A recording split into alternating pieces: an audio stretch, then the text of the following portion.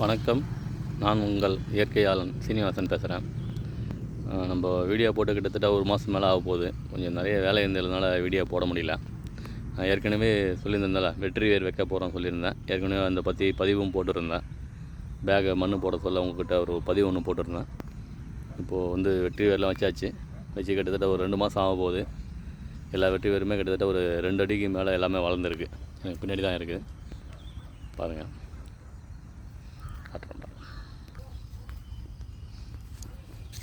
வச்சது சின்ன சின்ன வேர் மட்டும் தான் வச்சேன். நம்ம கிட்டத்தட்ட எல்லாமே ஒரு 2 அடி 3 அடி கிட்ட வளர்ந்துருக்கு. எல்லாமே மொத்தமாக கிட்டத்தட்ட ஒரு 500 பேக் வச்ச செடி எல்லாமே ஒன்று கூட ஃபெயிலியர் இல்லாமல் எல்லாமே வந்திருக்கு. நிறைய செலவு பண்ணலாம். நம்ம வெற்றி வேருக்கு நிறைய வெளியில் கிட்டத்தட்ட ஒரு 100 ரூபா 150 ரூபா கிட்ட ஒரு பேக் காசு வாங்குறாங்க. நம்ம அவ்வளோலாம் செலவு பண்ணலாம். கிட்டத்தட்ட ஒரு 15 ரூபா மட்டும் தான் செலவாயிடுச்சு. வெற்றி வேர் நாற்று நம்மகிட்டே இருந்தது. அந்த நாற்றையே நம்ம பிடிங்கி 2-3 வெற்றி வேர் இருந்தது. நிறைய செடி வந்த மாதிரி இருந்தது. அதில் 2-3 வெற்றி வேர் மட்டும் கழிச்சு எடுத்துகிட்டு அதில் நாற்றுகளை பிரித்து இந்த 500 பேக்கில் வச்சாச்சு. கிட்டத்தட்ட இது ஒரு பேக்லேயே கிட்டத்தட்ட ஒரு 100 நாற்றுக்கு மேலே வரும். அந்த மாதிரி இது ரொம்ப அடர்த்தியாக வளர்ந்துடும்.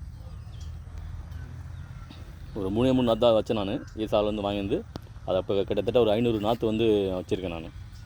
பார்த்தாவே உங்களுக்கு தெரியும். கிட்டத்தட்ட ஒரு 500 பேக். இது ஒரு பேக்கோட விலை 5 ரூபா, மண் ஒரு 10 ரூபா ஆச்சு. அவ்வளோதான், 15 ரூபா தான் செலவு. இது நம்மளே பண்ணி வச்சுருக்கோம். இது 2-3 கடையிலையும் கேட்டிருக்கேன். வெற்றி வேர் வாங்குறேன்னு சொல்லியிருக்காங்க. முதல்ல கொஞ்சம் சாம்பிள் கொஞ்சம் கொடுங்க, வாங்கிக்கிறேன்னு சொல்லியிருக்காங்க. நம்மளே வைத்தாலும் கிட்டத்தட்ட ஒரு 150 ரூபாயிலேருந்து 200 ரூபா விற்கலான்னு நினைக்கிறேன் கிலோ. ஃபுல்லாக வெற்றி வேர் தான். நீட்டாக மொத்தமாக வச்சாச்சு. ஒரு 2 பார்ட்டாக இந்த பக்கம் ஒரு பார்ட்டு, இல்லை இங்கே கொஞ்சமாக வச்சுருக்கோம். அதுக்கப்புறம் இதில் கொஞ்சம்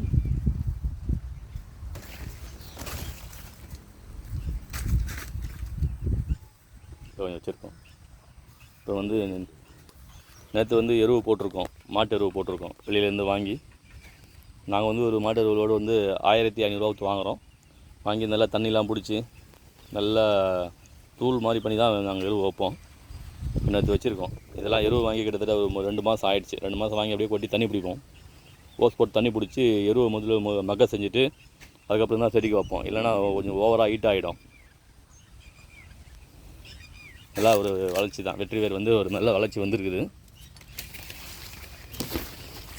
எல்லா வெற்றியுமே கிட்டத்தட்ட ஒரு 3 அடி ஹைட் வந்திருக்கும்.